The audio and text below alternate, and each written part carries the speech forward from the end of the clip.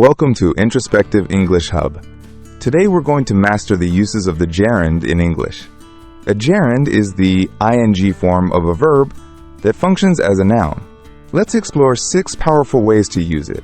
Through quick and clear examples, it is used as the subject of a sentence.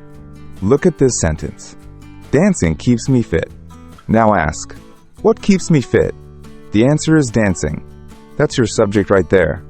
It is used as the object of a verb. Look at this sentence. We enjoy traveling. Now ask, what do we enjoy? The answer is traveling. It acts as the object of the verb enjoy. It is used as a subject complement. Look at this sentence. Her passion is writing poetry. Here, writing poetry completes the subject by telling us what her passion is. It is used as the object of a preposition. Look at this sentence. She's interested in painting. Another example. Before leaving, I checked my bag. In both cases, the gerund follows a preposition, in and before. It is used after a possessive adjective. Look at this sentence. I admired her singing at the event.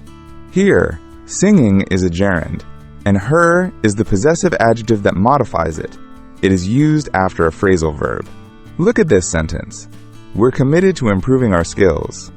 Notice how improving follows the phrasal verb committed to. Here's a common confusion.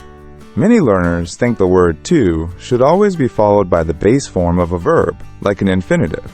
For example, to go, to eat, to run. However, that's not always true.